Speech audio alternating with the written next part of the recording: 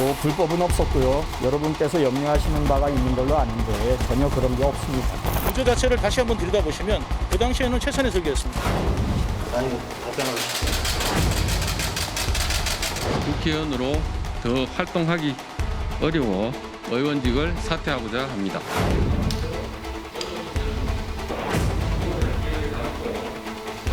무슨 문제가 생겼으면 일선 직원이 그랬더라도 제 책임이죠. 그렇죠. 그건 뭐 제가 당연히 책임져야 됩니다.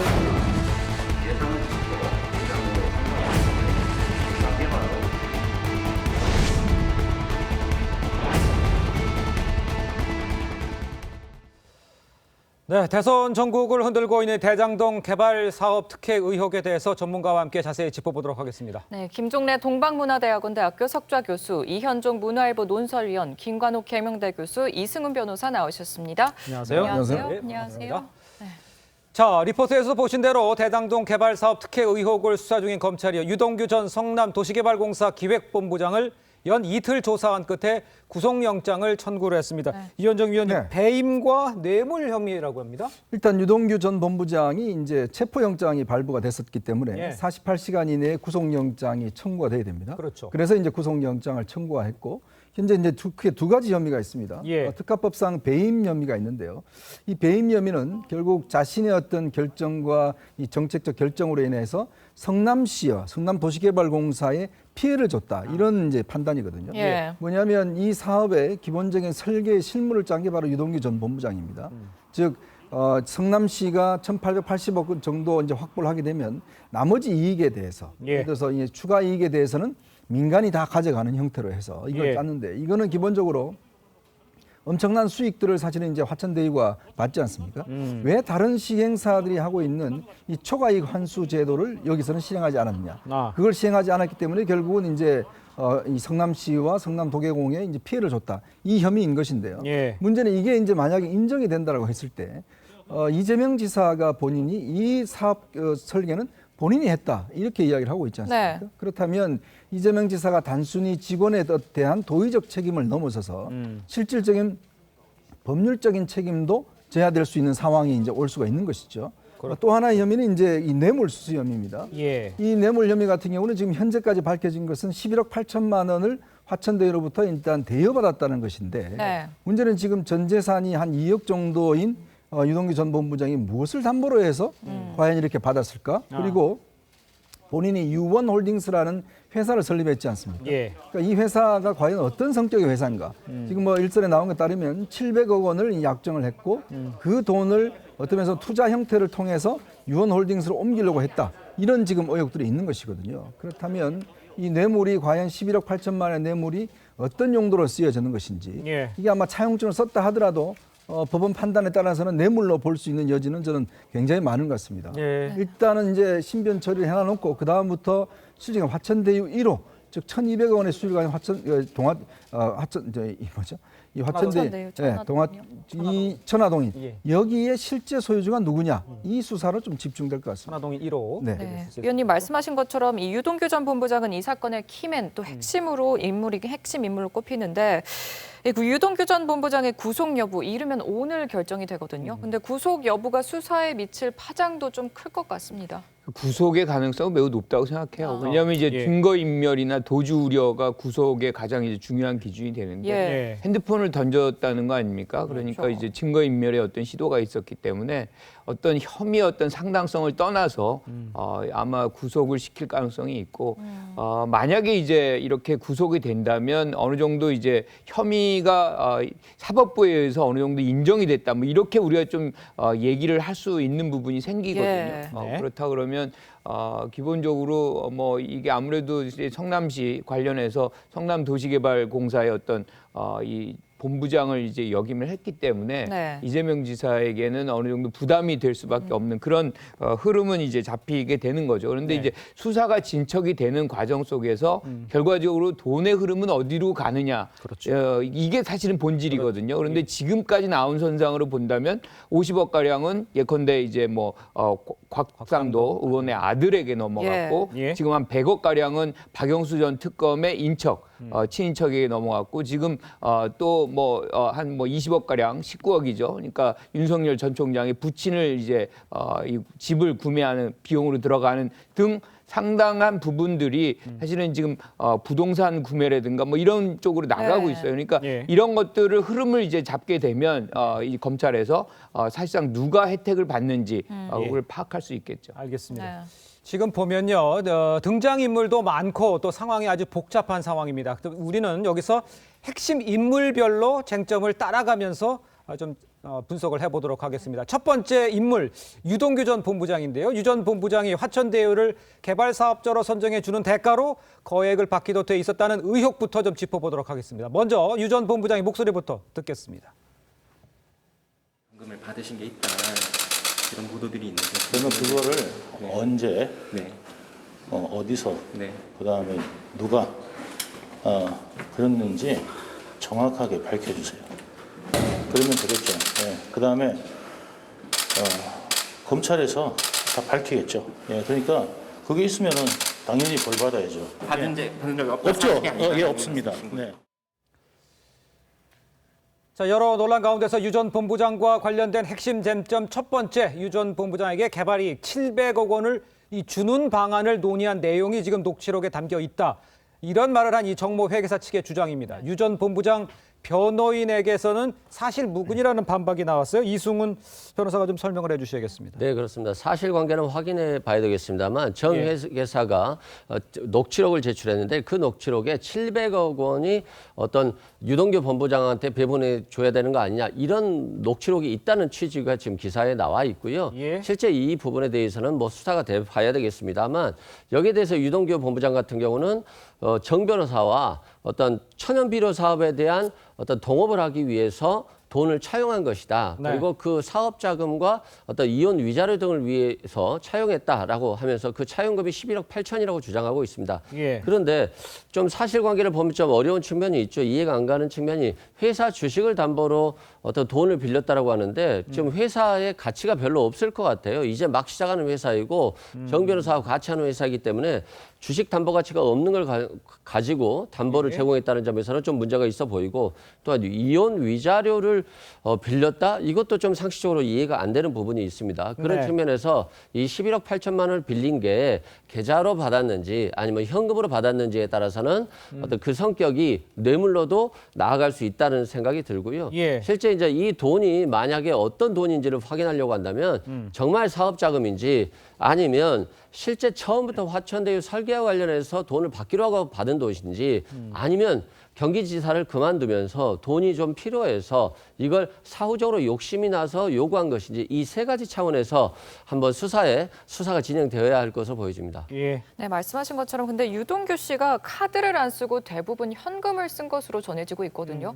근데 현금 위주로 자금 흐름이 좀 이루어졌으면은 이게 좀 자금 추적도 어려울 것 같고. 굉장히 어려울 겁니다. 예. 저게. 예. 나간 쪽은 있는데 유동규라는 사람이 누구로부터 받아서 어떻게 썼는지를 이렇게 어려울 거예요. 네. 그러니까 검찰이 수사를 잘해야 될 텐데 지금 검찰 하는 걸 보면 수사 의지가 제대로 있는지가 좀 의심스러워서 네. 더 걱정되는 거죠. 다른 때보다도. 예. 네, 물론 어떤 개인적- 면에서 검찰이 수사가 잘 이루어질지 의심된다는 저는 생각을 저도 기자를 참 사회부 기자도 오래 했습니다만 저는 통상적으로 볼 때 압수수색할 때 수색 받는 사람이 핸드폰을 집어던져서 그걸 못 찾았다는 사례는 적어도 저는 못 본 것 같습니다. 예. 어떻게 그런 일이 있을 수가 있는가? 뭐 그리고 뭐 놓고 한 다음에 몇십 분을 밖에 기다렸다든가.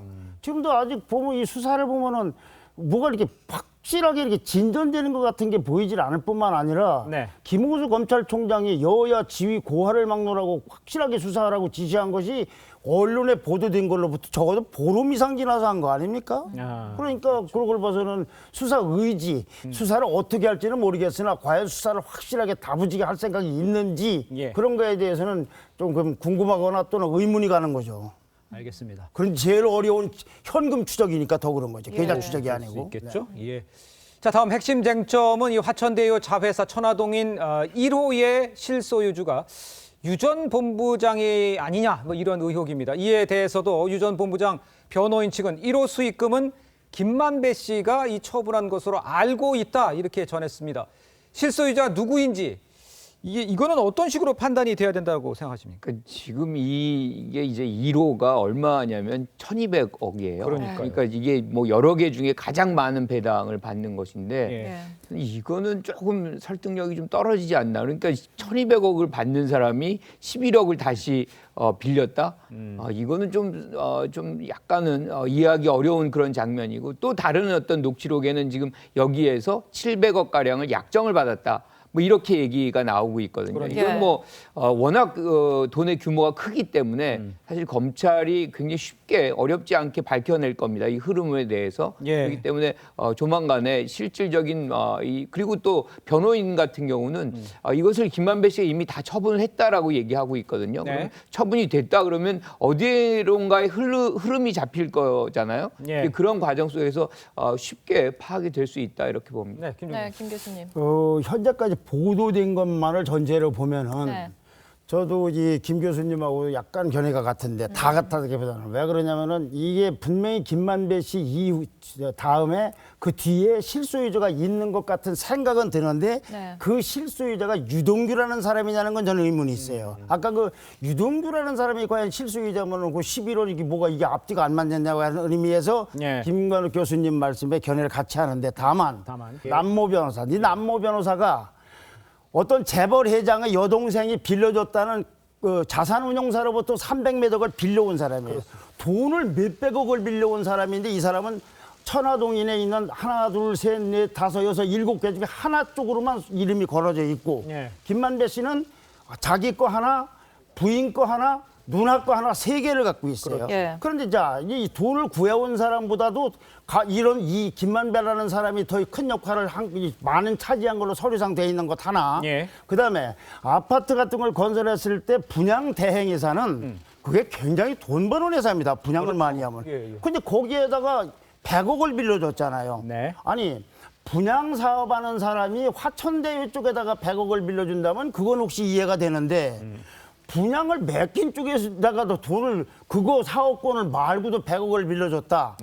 그게 아까 말씀하신 대로 어떤 특검 친인척이라는 거 아닙니까? 그러니까 그건 뭐 제가 이제 직접적 연관시키기보다는 이런 걸로 봐서는 김만배라는 사람이 앞에 있는 주어지 뒤에는 다른 사람이 있는 거 아니냐는 생각을 갖게 된다. 다만 유동규라는 사람은 아닐 것 같다는 말씀을 드립니다. 알겠습니다. 네, 또 다음 핵심 쟁점은 유전 사건과는 좀 무관하다 이렇게 밝혔거든요. 어떻게 보셨습니까? 그렇죠. 뭐 뺨 때린 게 이번 사건과 연관될 것 같지는 않아요. 다만 유동규 본부장의 진술의 신빙성과는 관련이 될 것 같습니다. 왜냐하면 본인이 정회계사를 한 번 정도 만났고 실제 통화하지도 않았다라고 했는데 이런 것들은 상식적으로 이해가 안 가잖아요. 천하대유와 관련해서 시행사로서 여러 가지 일을 했었는데 만나지 않았다. 뭐 전화 통화를 잘하지 않았다. 이런 것들은 좀 이해가 할 수 없고 그렇기 때문에 뺨을 때렸다라고 하는 것은 단순한 거지만 유동규 본부장의 진술이 일부 거짓일 가능성이 높다는 측면에서는 상당히 신빙성을 떨어뜨리는 것으로 작용할 것으로 보여지고요. 다만 그렇다고 할지라도 이 정회계사가 제출한 녹취록이 19개 정도 된다고 하는데 2019년도부터 녹음을 했으면 2021년까지 한 3년 정도 되는 거거든요. 그래서 무수하게 많은 녹음을 했을 걸로 보여져요. 그럼에도 불구하고 딱 11개를 냈고 그게 유동규 본부장에게 굉장히 불리한 진술들이 많이 있다라고 한다면 어떤 본인의 책임을 덜고 그 책임을 상대에게 떠넘기면서 자신에게 법적 책임에서 좀 자유로워질 수 있는 그런 취지의 어떤 녹취록을 위주로 선별적으로 이거 제공했다고 볼 수 있기 때문에 수사의 방향은 상당히 좀 객관적이고 공정성 있게 좀 바라봐야 될 것 같고요. 앞으로 이 수익금 배분 과정에서 이제 계좌 같은 것들이 확인될 건데 그런 걸 통해서 굉장히 수사는 신속하게 진행될 걸로 보여집니다. 유 전 본부장의 내용의 신빙성이 떨어질 수 있다라고 지금 이승원 변호사도 언급을 해주셨습니다만 지금 며칠 전 정모 회계사를 아는지를 좀 물어봤을 때 유 전 본부장이요. 정 회계사를 어떻게 알겠냐? 사적으로 통화한 적도 없고 중간에 한 번 정도 만났다고 했습니다. 한 번 정도 만났는데 뺨을 때렸다? 이것도 유 전 본부장의 말이 안 맞는 부분들이 많아요. 그러니까 결국 진술의 신빙성이 지금 여전히 의문시 되는 것이고요. 왜냐하면 뺨을 때릴 정도면 굉장히 친분 관계에 있어서 또 한편으로는 갈등 관계가 있었다는 걸 반증하는 거 아니겠습니까?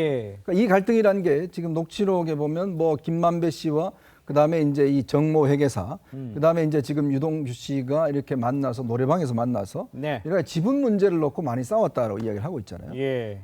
지금 뭐 이 나오는 걸 보면 이 지분이라는 게 뭐냐면 지금 천화동인 1호부터 7호까지는 지분율이 정해져 있습니다. 정해져 있는데 문제는 그 다음에 이 화천대유라는 회사가 5개 블럭에 이 아파트 시공권을 가지게 돼요. 네. 근데 거기서 사실은 이익이 굉장히 많이 납니다. 지금 한 4천억 가량 난다고 하는데 어허. 문제는 이 이득을 누가 어떻게 나눌 것인가? 이걸 두고 사실은 내부에서 상당한 갈등이 있었다는 거 아니겠습니까? 네. 또 김만배 씨가 지금 이 여러 가지 비용이 필요하다. 그러니까 좀 각출을 해라라고 이야기를 해서 지금 정 회계사 같은 경우는 본인한테 한 160억 정도 내라고 그러니까 나 60억밖에 없다. 예. 나머지 100억은 뭐 차용증을 써라. 뭐 이런 등등 해서 거기서 굉장히 다툼이 벌어졌고 네. 근데 그 자리에 왜 유동규 씨가 있었는지 전 이해를 잘 못하겠어요. 왜냐하면 유동규 씨는 이미 성남도시개발공사 그 사업자인데 이쪽에 있는 민간 쪽에 있는 사람들이 이 문제를 논의하는데 왜 거기 있었을까?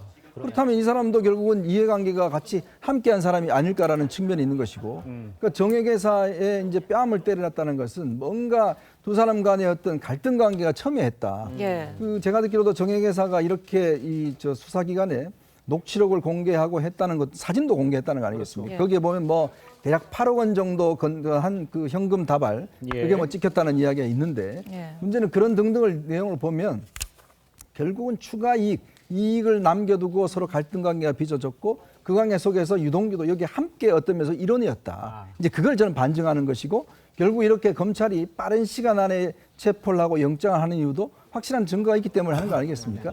아마 그런 어떤 이 정황 증거라고 저는 보여집니다. 알겠습니다. 네, 말씀하신 녹취록이 검찰은 녹취 파일을 제출한 정모 회계사에 대한 조사도 진행 중입니다. 정모 회계사가 어떤 진술을 할지 주목이 되고 있는데 녹취 파일 증거가 있는 상황에서 정모 회계사의 진술 어느 정도 영향력이 있을까요? 그 지금 녹취 파일은 사실은 2019년부터 된 거예요. 그렇죠. 그러니까 그 전에는 사실상 없고요. 그러니까 돈이 막 배당금이 들어오면서부터 갈등이 막 만들어지고 네. 이러니까 그러니까. 본인에게 유리한 그 장면을 만들기 위해서 궁극적으로는 뭐 이것이 진짜 형사 사건으로 이제 비화될 수 있다는 어떤 생각을 하면서 준비한 것 아닌가. 그러다 예. 보니까 이분의 녹취록만 갖고서 아마 검찰은 수사하지는 않을 겁니다. 왜냐하면 예. 유리한 것만 이제 녹취했을 가능성이 매우 높거든요. 그런데 예. 이 부분은 어떤 형태로든 활용이 되겠죠. 그런데 이제 그거 외에도 이분 같은 경우는 2005년부터 사실 대장동 땅을 계속해서 남모 변호사랑 구매했던 분이에요. 그러니까 실질적으로 여기에 모든 운명을 걸었던 분이기 때문에 여기에서 이제 많은 일들을 하는 데 있어서 핵심 인사라고 할 수 있겠죠. 그래서 실질적으로 이렇게 많은 자료들을 내놓고 일종의 자수 형태를 띈 것은 뭔가의 어떤 책임을 조금이라도 덜어보겠다. 예. 뭐 그런 의도가 여기에 깔려 있기 때문에 아마 검찰은 그런 어떤 의도를 감안하고 예. 수사를 본격적으로 이제 추진하지 않을까 싶습니다. 그거와 관련해서도 또 말씀드립니다. 예. 아까 김건희 교수님 말씀하신 그 미국에 가 있는 남모 변호사와 정 회계사가 그 땅을 32%인가 6%를 그 문제의 땅에다 사기 시작한 2009년도입니다. 예. 근데 김만배라는 사람이 등장한 건 2015년도고 예. 그때부터 사업이 진행된 거예요. 그거 하나. 그다음에 녹취록상에 보면은 정 회계사와 김만배라는 사람이 대등한 입장에서 싸우거나 또는 유동규도 같은 입장이니까 저렇게 싸우고 있는 거 아닙니까? 근데 만약에 김만배라는 사람이 진짜 소유주로 왕이라면 만약에 저렇게 싸울 일이 아니죠. 더 주거나 덜 주거나 결정만 하면 되는 거지. 그래서 2019년도에 맥혀 있는 걸 저 김만배라는 사람이 나타나서 2015년도에 했다. 그리고 저런 문제 때문에 싸웠다. 그리고 몇 천억이 왔다 갔다 하는데 11억을 빌린 걸로다가 뭐 따기를 어떻게 했느냐 하는 걸 보면 저 뒤에는 분명히 다른 사람이나 다른 세력이 있는 게 아닌가. 그러나 그 세력이나 사람이 누군지는 모르겠어요. 하지만 충분히 그렇게 예, 추정할 수 있는 그렇게 가능성이 생각이 된다. 검찰이 그걸 파헤쳐야 된다는 말씀입니다. 예. 문제는 다시 말씀드리면 2009년도에 땅 일을 시작했던 건 남 변호사와 정 회계사인데 김만배가 나타나서 저거를 저렇게 성남시하고 같이 하도록 된 거는 네. 만들었다는 건 모르지만 된 거는 그로부터 6년 후입니다. 그렇죠. 네. 알겠습니다.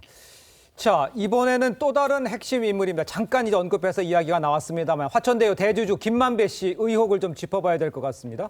김만배 씨가 지난 2019년부터 2020년 사이 회사 계좌에서 수십 차례에 걸쳐서 거액을 인출한 것을 조사 중입니다.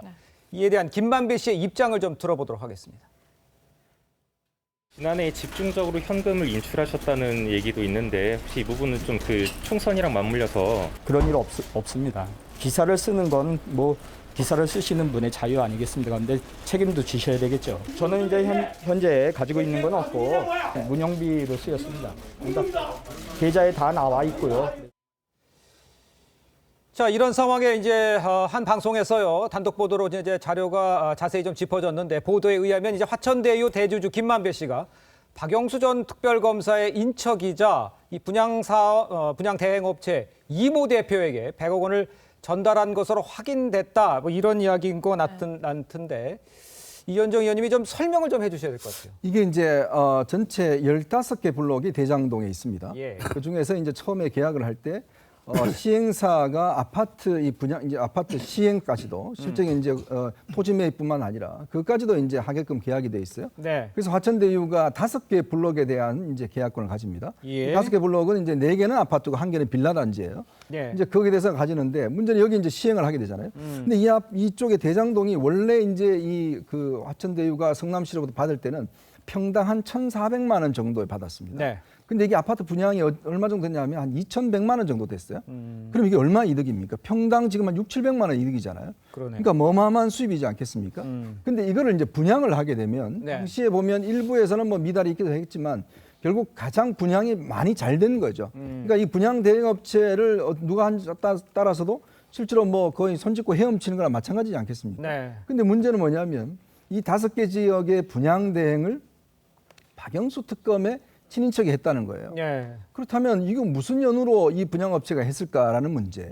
더군다나 이 분양업체가 아까 말씀하셨습니다마는 거의 뭐 손짓고 헤엄치는 업체인데 아니 오히려 여기서 이 화천대유한테 돈을 100억 원을 더 빌려갔단 말이에요. 그러니까 본인들이 예를 들어서 여기는 뭐 서로 예를 들어서 돈이 막 들어오는 그런 상황인데 예. 왜 여기 100억을 받았을까라는 것도. 그럼 이 100억은 무슨 용도로 쓰였을까? 예. 처음에는 20억 정도를 뭐 대여해 달라고 그랬는데 20억 정도가 이제 본인이 뭔가 딴 데 돈을 빌렸는데 빨리 그걸 갚아야 된다고 해서 20억을 달라고 그랬는데 100억을 줬다고 그래요. 예. 아니 근데 20억을 빌려달라고 했는데 100억을 줬다.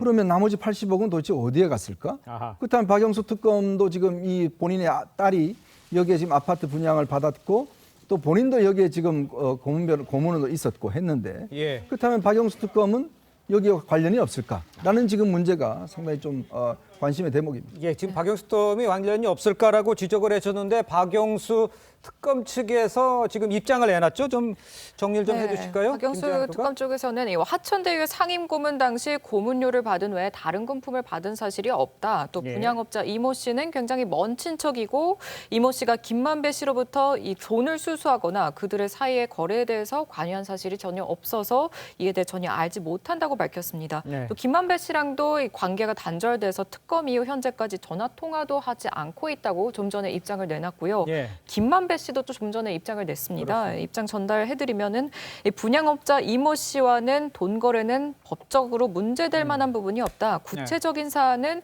조사 때 자세히 소명하겠다. 다소 좀 짤막하게 입장을 내놨습니다. 그렇습니다. 좀 이어가 보면은 김만배 씨는 이 대표가 어쨌거나 20억 원을 빨리 갚아야 한다고 해서 줬다. 이런 입장인데요.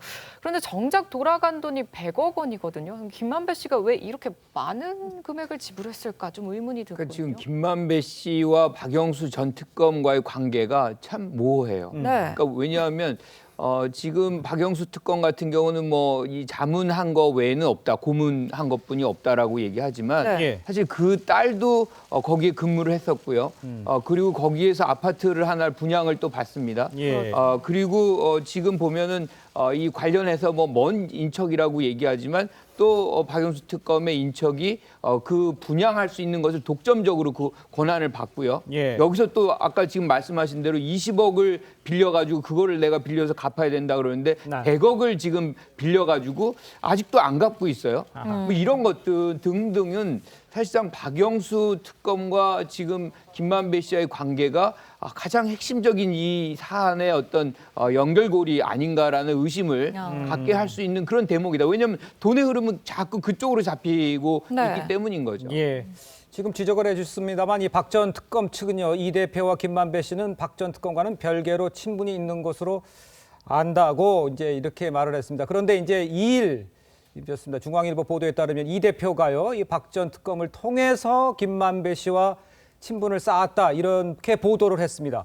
그러니까 진위 여부가 이제 밝혀지겠지만 이게 아까도 뭐 언급을 해줬습니다만 법조계에서는 큰 파장이 일 수 있을 가능성이 높아 보이네요. 그것을 사실이면. 저 같은 경우는 굉장히 심각한 사안으로 보여져요. 네. 박영수 특검이 자꾸 이 사건의 핵심 인물로 나오고 있다 이런 생각이 들고요. 예. 본인이 김만배 대표랑 통화를 하지 않는다? 이게 뭐 그렇게 중요하겠습니까? 통화를 당연히 많이 하는 사이 아닐까요? 자꾸 모른다 하다 보니까 좀 이상해 보이고 그 인척의회사에서도 고문을 했고 화천대유에서도 고문을 했고 그리고 화천대유에서 월 1,500만 원을 받았다는 점 그리고 딸도 거기서 근무를 하고 분양을 받고 네. 또 퇴직금까지 받기로 돼 있다는 점 이런 측면에서 봤을 때 이게 의심의 눈초리로 보지 않을 수 없지 않을까 싶고요. 예. 네. 실제 인척이 20억을 토건업자한테 빌렸다라고 한다면 뭐 토건과 관련해서 뭐 일을 주겠다라고 하고 빌렸을 가능성이 많거든요. 그러면 그 일을 못 줬다라고 한다면 본인이 그 돈을 갚아야 되는 거잖아요.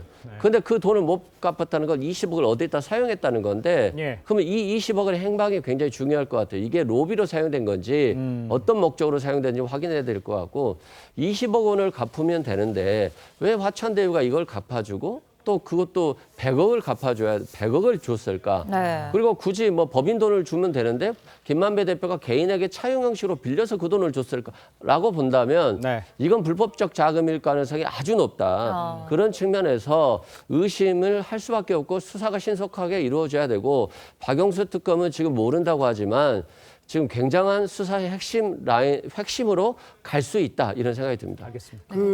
지금 저 대장동 의혹과 관련해서 주장, 입장, 미루어 짐작컨대 하라는 어떤 추상적인 얘기들이 있고 네.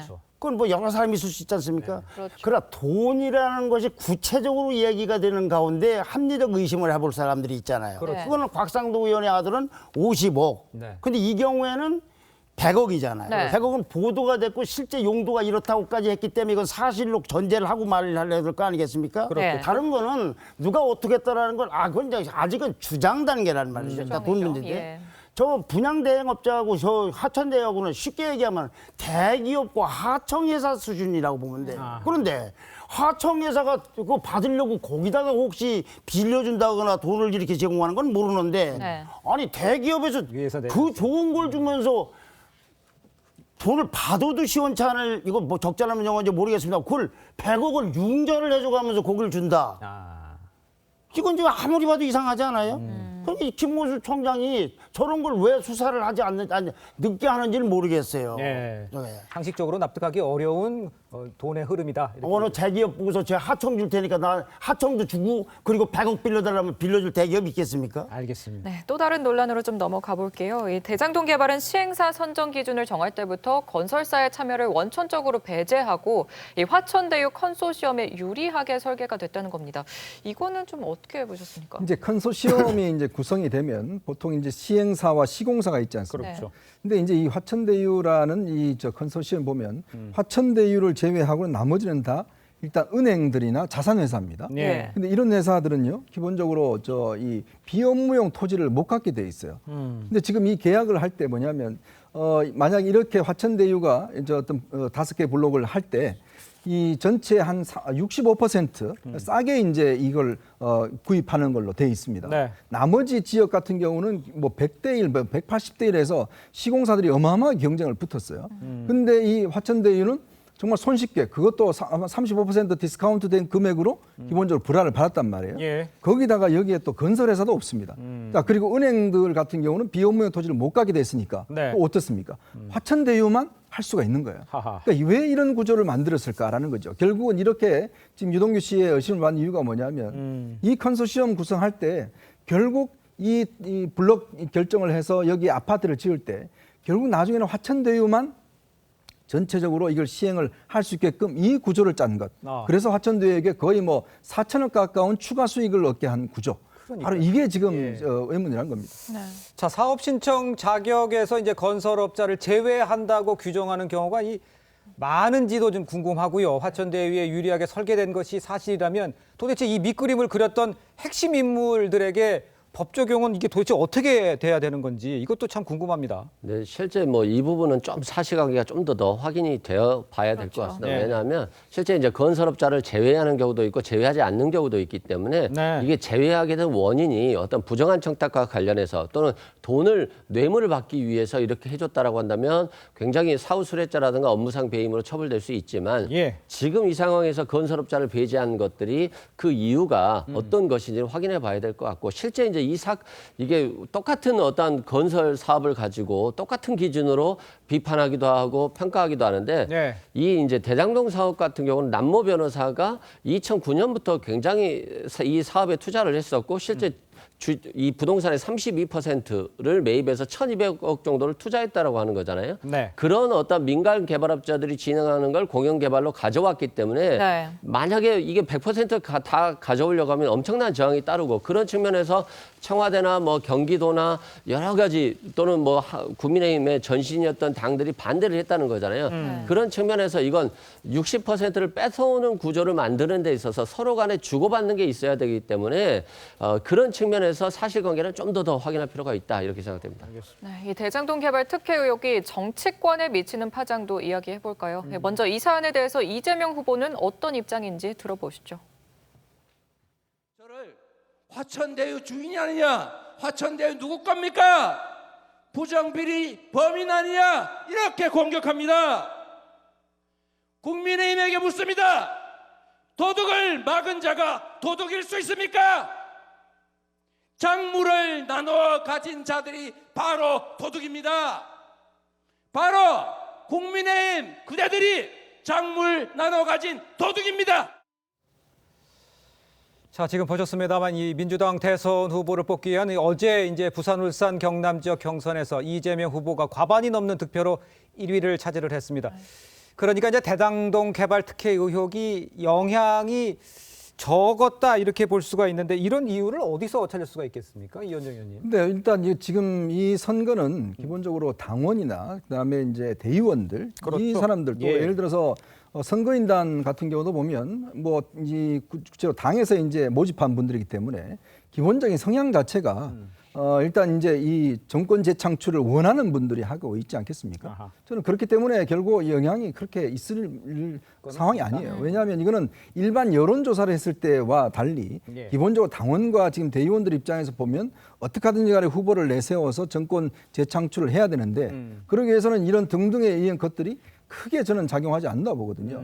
이게 전체적인 어떤 국민 민심과 직결되어 있다. 이렇게 구성하기는 어려울 겁니다. 예. 그렇기 때문에 지금 뭐 이재명 지사가 과반을 넘었기 때문에 이게 대장동에 대해서 여러 가지 영향이 없다. 이렇게 판단하기 어렵죠. 왜냐 우리는 그런 전체 국민들을 상대로 해야 되니까. 예. 더군다나 예를 들어 본선이었으면 굉장히 아마 이거는 영향을 미쳤을 거예요. 근데 지금은 이제 당내 선거기 때문에 예. 당내의 어떤 입장에서 봤을 때는 예전에 그렇지 않습니까? 이해창 대표 후보가 본인의 자녀 문제 나왔을 때도 여전히 당내 지지는 강고했거든요. 예. 저는 그거하고 똑같은 현상이라고 봅니다. 네, 김 교수. 위기 상황이 되면 이제 결집을 하죠. 그래서 최근에 이제 여야 가리지 않고 경선 과정에서 지지율이 상승한 분이 두 분이에요. 그러니까 이재명 지사하고 윤석열 전 총장입니다. 그러니까 1등 후보에 대한 어떤 결집 이런 효과가 있는데 그러면 이것이 진짜 당내에서만 있는 현상이냐? 그렇지 않습니다.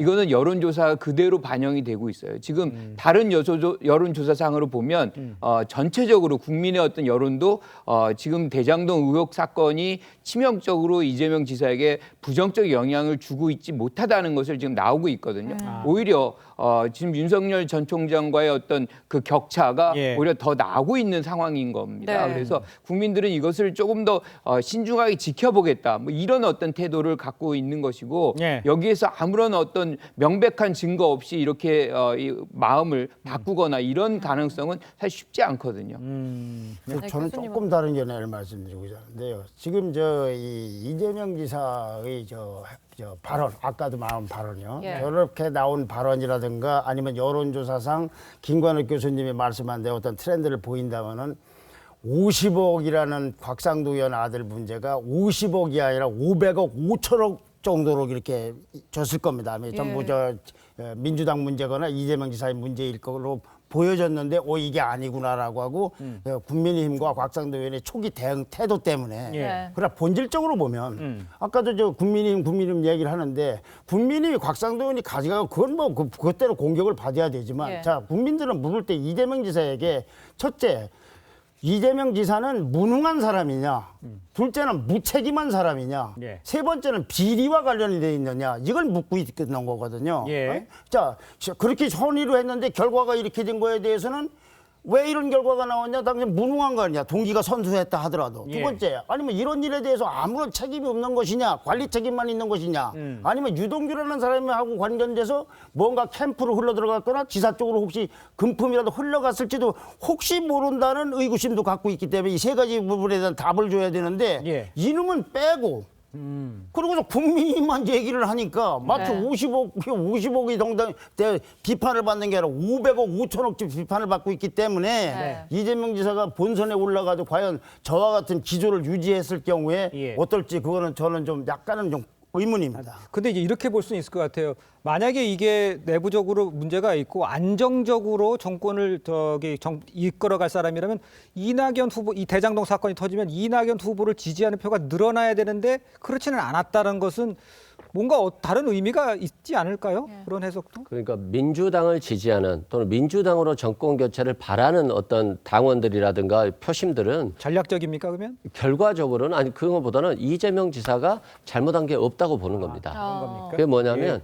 실제 민영개발로 놔뒀으면 다 뺏겼을 걸 갖다가 60%라도 가져왔기 때문에 그것에 대해서는 정당성을 인정해 주는 게 맞다라고 보는 게 아닌가 싶습니다. 60%를 가져왔다라고 그렇게 표현하시는 거는 그러면 나머지 7명한테 4천억이 간 거는 그걸 설명을 해줘야죠. 이제 그 부분 때문에 당연히 도의적 책임과 정치적 책임이 있다는 건데요. 예. 실제 당초 이 사건을 설계할 때는 한 1,800억 정도의 수익이 예상됐다는 거예요. 예. 그런데 이제 4,400억이 나왔기 때문에 결과적으로 국민들께 송구스러운 것이 됐지만 네. 그때 당시만 해도 공영개발에서 4,600억 그리고 상대에게 민간에게 1,800억을 준다는 것으로 설계가 나왔었기 때문에 그런 네. 측면에서 좀 다른 측면이 있다고 보여집니다. 그러니까 지금 문제가 그거 아닙니까? 결국은 초과 수익이 뻔히 날 수 있는 가능성이 있는데 네.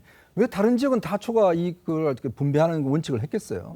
아니 이 조항 하나만 넣었으면 지금 이런 일이 안 벌어지지 않습니까? 네. 근데 왜 굳이 이걸 뺐냐 이거예요. 그러니까 본인도 이야기했지만 지금 그 CEO에 보고할 때 이 사업은 3천억 정도 이득 난다고 이야기를 했지 않습니까? 예. 각 은행들이 이 사업은 기본적으로 리스크가 없는 사업이라 이야기했지 않습니까? 그럼 그 조항 하나만 넣었으면 될 텐데 그걸 지금 안 넣었잖아요. 네. 근데 본인이 설계했다면서요. 네. 근데 그 부분에 대한 책임 문제는 하나도 이야기하지 않고 지금 50억 가져간 곽상도에 하는데 그러면 왜 도둑 그 당시에는 당군일의 최대 환수라고 그러면서 그때 도둑을 못 알아보고 이제서야 도둑을 알아봅니까?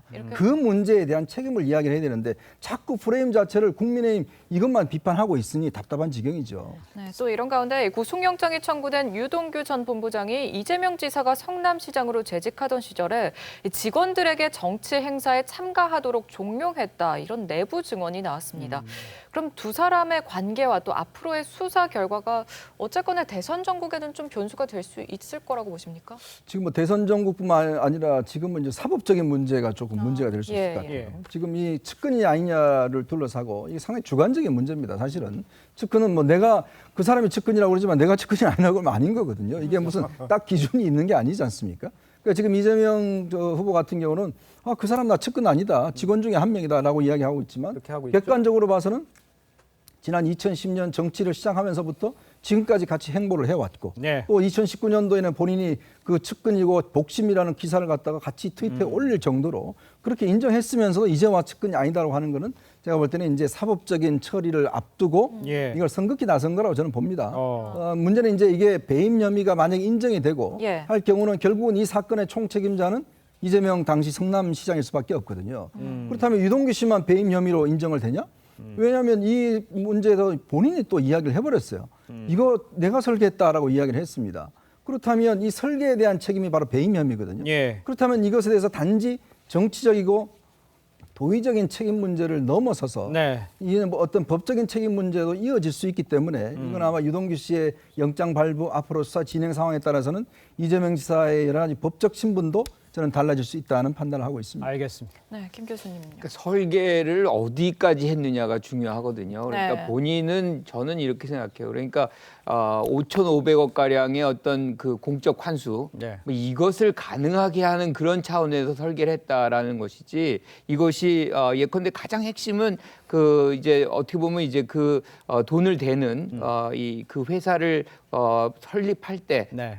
그것을 실질적으로 이제 민간 한 곳에게 줬다는 것이 이 이익이 모두 다 민간에게 넘어가는 결정적 요건이 된 거거든요. 그렇죠. 이게 이제 다른 지역 같은 경우는 예컨대 이 성남시라든가 화천대유가 같이 들어가는 뭐 이런 모양이 나와서 이익이 발생할 때도 나누게 되는 그런 형식일 텐데 예. 그게 안 됐던 거는 이제 한 곳만 민간 한 곳만 들어가게 했던 건데 그거를 도대체 누가 했느냐의 문제가 핵심이라고 생각해요. 그런데 네. 거기에서 이재명 지사가 그걸 했다라는 증거가 나오면 그건 뭐 특혜를 준 거나 마찬가지이기 그러니까요. 때문에 네. 그 부분에 관해서 나타나면 책임을 져야 되겠지만 그렇지 않고 그것이 유동규 씨에 의해서 정해졌다라고 한다면 그 선까지 가기 어렵다라고 보는 그럼 거죠. 지금 보시기에 이 전체적인 그림을 그러면 유동규 씨가 혼자서 이거를 다 했다?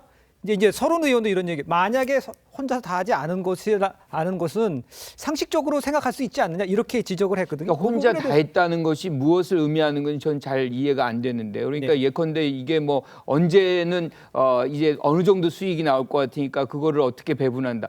그 당시에 2014년, 15년으로 간다 그러면 지금의 수익은 예상하기 굉장히 어려웠을 때거든요. 그래서 그때 당시 지금 우리 이 변호사 얘기한 대로 1,800억 정도가 사실상 민간에게 넘어간다는 걸로 이제 사업계획서가 나와 있거든요. 네. 그러니까 그런 차원에서 이제 정리가 돼야 되는 것이고 예컨대 그 부분이 이제 지가가 상승하면서 민간 업체가 더 많이 가져가는 이제 장면이 나온 것이고 그 예. 부분은 이 지사로서는 굉장히 뼈 아플 겁니다. 그러니까 그 부분을 막지 못했다는 것에 대한 아쉬움이 있을 거라고 생각을 해요. 예. 네, 성남에서 위례 신도시 관련 사업을 했어요. 네. 한 수익이 800억 정도 날 거로 예상하고 400억 나누기로 분배하기로 했습니다.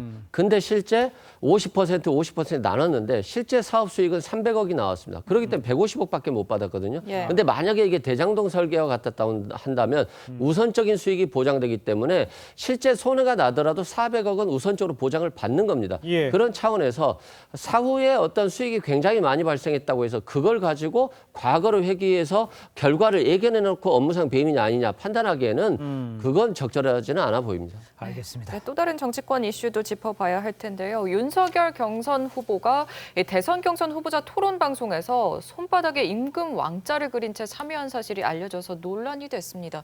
이현종 의원님, 이거 무슨 일인가요? 이게 지금 왕자를 쓴 걸 이게 혹시 이제 뭐 무속적인 차원에서 뭐 이게 예를 들어서 토론회 할 때 좀 더 자신감 있게 한다든지 뭐 그런 게 아니냐는 이제 지적들이 있는 것 같아요. 네. 근데 아마 윤석열 후보는 본인 아파트에 굉장히 지지하시는 그 어르신이 있는데 네. 꼭 토론회 할 때마다 나와서 이 손바닥에 이제 유성 펜으로 써줬다는 겁니다. 예. 그래서 당시에 저렇게 제가 적혀 그래서 물어보니까 예. 그 이제 MBN 토론회 때 같은 경우도 이제 윤 후보가 화장실에 가서 이걸 지우려고 했는데 이게 안 지워졌던 모양이에요. 이제 그래서 그게 이제 노출됐던 모양인데 사실은 이제 저게 많은 의문을 갖게 하죠. 왜냐하면 저게 혹시 이제 무속적인 의미가 있는 게 아니냐? 왜냐하면 왕자라는 게 이게 손바닥에 왕자를 쓴다는 게 이게 뭐 흔히 있는 일은 아니지 않습니까? 네. 이제 그런 측면에서 여러 가지 의문이 있지만 또 윤석열 후보 해명도 보면 예. 워낙 지지자들이 뭐 써주고 뭐 하는 것도 이걸 내가 뭐 바로 앞에서 하지 마라 그럴 수도 없는 거 아니냐? 이러기 때문에 조금의 양쪽 입장이 좀 다른 것 같습니다. 예. 이건 저는 굉장히 심각하게 심각하게 봅니다. 보십니까? 그러니까 예. 왕자라는 단어를 대통령 후보가 손에 적는 거를 꺼리낌 없이 했다. 그리고 그걸 갖고서 이렇게 TV 토론에 나왔다는 것 자체가 그 국민에 대한 도리가 아닌 부분이고 이건 정치적 후퇴 부분이거든요. 그러니까 예. 이게 무속 신앙에 관련된 또는 뭐 이런 그런 어떤 뭐 점이랑 관련된 뭐 이런 거를 얘기하기 이전에 이런 자세가 일단 잘못된 것이고요. 그리고 막 열성 지지자가 이렇게 그려준다. 네. 한 번은 저는 이해할 수 있을 것 같아요. 근데 지금 3번이거든요. 3번을 우리가 이 국민들이 어떻게 이해를 합니까? 이 왕자를 그려준 것에 대해서. 네. 그러니까 이 부분은 어떤 형태로든 이 윤석열 전 총장이 해명을 해야 되는 부분이고 그리고 또 보면 안 지워진다. 지금 손에 그려져 있는 왕자가 조금씩 달라요. 그러면 이거를 그럼 안 지어줬으면 그 2차부터 3차부터 4차, 5차까지 손을 안 닦았다는 얘기입니까? 그러니까 저는 해명도 굉장히 사실은 이게 적절하지 않은 해명으로 지금 일관되게 있는 것이고 네. 지금 당 내부에서도 이게 무속 신앙이다 뭐 이런 얘기로 계속 나오고 있잖아요. 네, 당 내부도 비판이 이런 있죠. 부분은 예. 오히려 겸허하게 사실은 이런 일이 있었다. 그래서 제가 그냥 받았는데 이런 일 없겠다라고 얘기를 하는 것이 맞는 것이지 지금 와가지고 아예 없었던 것처럼 얘기하는 것은 적절하지 않다고 봅니다. 알겠습니다. 아니 아예 없었다고 얘기를 하는 것이 아니라 왜 저게 문제가 되는지 모르겠다는 식의 반응을 보였기 때문에 그래. 앞으로도 저런 일이 있더라도 또 들고 나올 수밖에 없다는 식인데 예. 나는 어느 어르신이 정말 본인의 신념에 따라서 부디 잘 되라는 취미로 그렇게 써붙일 수는 있다고 봅니다. 네. 그리고 그것이 이렇게 쓴 걸 지우지 않는 것이 뭐 물리적으로 이렇게 지울 수도 있어요. 근데 저는 그러면 이게 이렇게 보이는 걸 내가 지우려고 했는데 정말 지울 수 없어서 이렇게 했으니까 시청자분이 양해를 구한다고 하는 정도의 자기 판단 속에 있으면은 나는 그 이해가 되는데 예.